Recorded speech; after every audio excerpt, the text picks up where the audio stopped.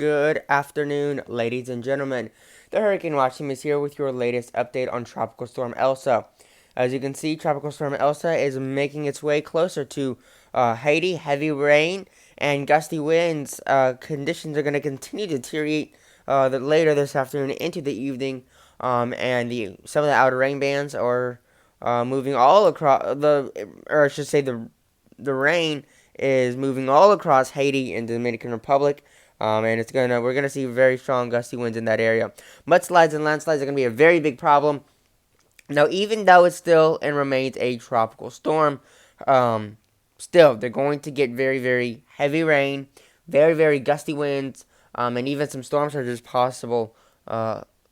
Continuing on, so I do kind of want to show y'all the rain bands of the system. Let's just do the past 3 hours. This is supposed to be the 2 p.m. update. 1 p.m. update Central Time, but I'm 2 hours late, so there'll be another update in an hour for the 4 o'clock update. So, here it is. It's gonna load, but I just kind of want to give an idea of some of the rain that is moving into the area of the Haiti region and the Dominican Republic. You can even see over there in Jamaica, there is a huge amount of rain over Jamaica right now. And even we're going to see some more rain in Cuba. There is a little bit of light rain, but we're going to see even some heavier rain in Cuba also. So I just kind of want to give this little update. We're getting some heavy rain in that area. I do want to look over and see what the National Hurricane Center is in fact saying. So again, 70 miles per hour. It is a strong tropical storm. It becomes a hurricane at 74 miles an hour. So, just to recap, its peak was at 85 miles per hour as it was going right through the Caribbean, or for the Eastern Caribbean Sea. So this is intermediate advisory number 13A. That's a lot of advisories. Center of Elsa passing south of southwestern peninsula of Haiti. Tropical storm conditions are occurring over portions of the Dominican Republic and Haiti. So currently it's got winds of 70 miles an hour, 110 kilometers an hour. It's currently 100 miles, about 160 kilometers west-southwest of Isla Perdida, Dominican Republic. And it's moving west-northwest at 29 miles an hour, or 46 kilometers an hour. So, again, the one bit of good news, that I can give to you about this system is how fast it's moving. It's not going to be a slow crawler like it was with Harvey in Texas in 2017, or any other slow-moving storms like Dorian in 2019 with the Bahamas. It's not going to be a slow mover. As you can see, 29 miles an hour right there. Very, very fast. So again, the watches and warnings. The Meteorological Service of the Dominican Republic has changed the hurricane warning to a tropical storm warning from Punta, I can't even pronounce some of these places, to the border with Haiti. Changed with tropical storm warning and to a tropical storm watch east of Punta Palenque, to East Inago, and this can need a tropical storm watch for the north coast of the Dominican Republic. So really the biggest threat is going to be flooding. I do want to look at the graphics and key messages. So here are some of the key messages. The hurricane warning remains in effect for portions of Haiti and the Dominican Republic. Where near hurricane conditions and dangerous storm surge are expected through this evening. Widespread heavy rain will move across southern Hispaniola and Jamaica today into Sunday, where isolated and to scattered flash flooding and mudslides will be possible. Heavy rain will impact the Cayman Islands and Cuba Sunday into Monday, resulting in the significant flooding, mudslides over Cuba. As Elsa approaches the Florida Keys and southern Florida early next week, isolated flash flooding and minor river flooding will be possible. So there's that. It's very, very intense. So again, I definitely think the flooding is going to be the biggest threat. You're going to also have some tropical storm force winds. So you're going to have some gusty winds, and you're going to have a lot of this rain. The rain is going to weaken the ground. making the ground really mushy, and really a 70-mile-an-hour sustained wind isn't even needed to take down a tree at this point. You just need a good, probably a strong 50 to 60-mile-an-hour wind gust to bring a tree down. So the trees really won't take a lot, given some areas could see close to a foot of rain. So there's an increased risk of tropical storm conditions, storm surge, and rainfall impacts beginning Monday in the Florida Keys. Again, the Florida Keys are only 3 feet above sea level, and so you get this heavy rain moving through the Keys. It's going to easily flood that entire area through Wednesday and reach the coast of Georgia and the Carolinas Wednesday, and then usual due to Elsa's potential interaction with the island of Hispaniola and Cuba. Interest in Florida and along the southeastern United States coast should monitor Elsa's progress and updates to the forecast. I do want to give that there. So rainfall potentials against some areas near Tampa Bay, we're talking 4 inches. Most areas are going to see 2 to 4 inches of rain, but I wouldn't be surprised. They can kind of see in the even down there. And the Cuba region on here, they could be seeing as much as up to 6 inches of rain. So that's certainly something to watch out for. So again, this is gonna be another rainmaker. Unfortunately, but it is. 1 to 2 inches of rain is possible for probably parts of the Bahamas, but majority of Florida is gonna see 2 to 4 inches of rain. So that's going to be the biggest threat. And then again, Cuba could see up to 6 inches of rain is possible. Earliest reasonable, or no, arrival time. Yeah, earliest reasonable arrival time of tropical storm force winds. As you can kind of see, Saturday, Monday. So, comes through Saturday, 2 a.m. Saturday, moving through Cuba. And then Sunday evening is when it's Sunday evening into the earlier hours of Monday is when it will be leaving Cuba, and then possibly sometime during Monday is when it could make landfall. Late Monday afternoon to Monday evening is when Elsa could be making landfall near Tampa Bay, Florida, and then it's going to move up through Florida, and we'll continue to talk about the progress of the system from that. So again, here's the system. I do want to kind of give a... So here it is. There's the storm.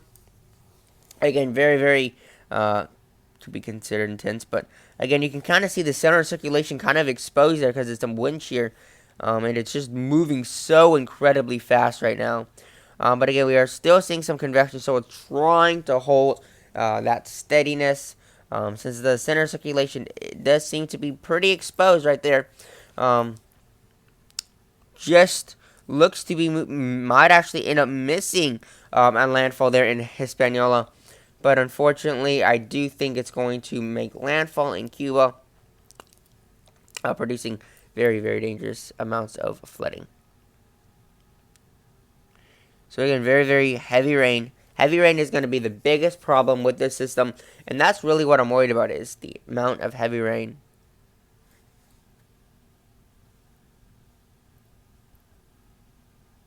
So I want to go to windy and just take a look at everything in terms of rain and stuff. So again, here's a storm. There's the center circulation.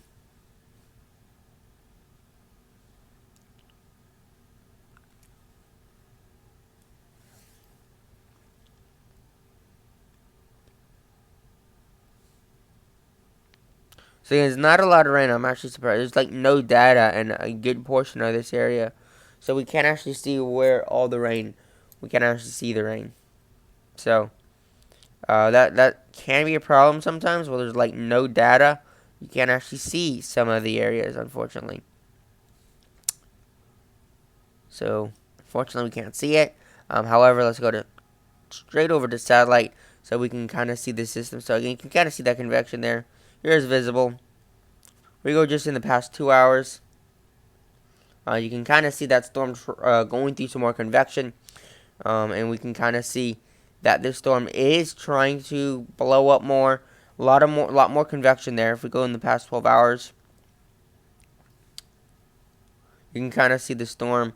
As the storm moves through the Caribbean, you'll be able to see, watch the storm move. So again, there was a lot of convection. Again, earlier this morning, much earlier this morning, like 2, 3 in the morning this morning. It was looking a lot better. Even yesterday, I want to say it was yesterday. God, all my days are running again. It might have been the day before yesterday is when it came through the Caribbean. When it was classified as a Category 1. But there it is. It is a tropical storm still. Just been downgraded to a hurricane. Or downgraded from a hurricane to a tropical storm. But I did kind of want to give this to y'all so you can kind of see the storm moving. And as you can kind of see, the center circulation did in fact become exposed. Showing that. So that meaning it was able to get dry air in there. So, but we are starting to see more convection right now. So, again, 60 knots, about 70 miles per hour. Air pressure has increased to about 1,002 millibars. There's in fact no hurricane warnings in effect in that area. However, tropical storm warnings are still in effect. So, it did weaken. And it may continue to weaken. But again, seeing this, we're just going to have to watch it, alright? Because this could, in fact, be a problem in terms of where some of the heaviest rainfall is going to be. So I also so they are seeing up to 60 knots here. So again, if you see anything that's purple, that will, in fact, indicate that this is a hurricane. Because purple indicates anything 64 knots or higher, which is 74 miles per hour and stronger.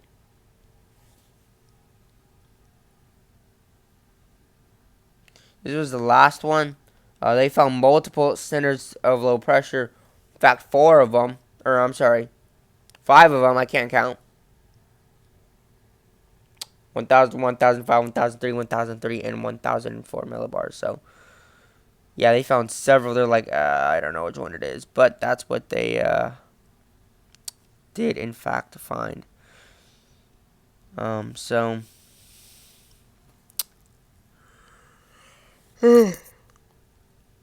Excuse me, I'm tired. One more little thing right here before. So, again, there's a storm. Again, over 70 mile an hour sustained winds is pretty strong. Able to do some damage to buildings and roofs. Able to do damage to sidings. So, storm is not, the storm's not over with. It's still moving. So, this is the update. So, I will be giving you all the next update at about 4 p.m. Central Time, about 5 p.m. Eastern Time. And with all that being said, that's going to be it. And I'll talk to you guys in like 45 minutes, 44 minutes. I'm going to post this to Instagram, and that's it, y'all. Stay safe out there. If you're in Florida, biggest threat's going to be flooding. We could see some storm surge. I'm predicting between a 60 and 70 mile an hour tropical storm. If it continues to weaken even more, even once it gets back in the Gulf of Mexico, I might bring that down to 50 to 65, maybe 50 to 60. I'm not 100% sure right now. We'll have to see what happens when when that comes up. So, again, that's pretty much it. Gonna end it off there. If you're watching this in Florida, please take this system seriously. Even though it's a tropical storm, does not at all whatsoever mean to not take it seriously. Tropical storms are still very, very serious. Heavy rain, gusty winds, even storm surge with tropical storms is still possible. 70 mile an hour winds can do some damage. It's not a Category 5 hurricane, obviously, but 70 mile an hour winds can do damage, especially, I believe, Florida and the Southeast has seen a lot of rain, so this could be another bad storm. So with all that being said, have a wonderful rest of your afternoon, and I'll see you at 4 p.m. Central Time. Peace out.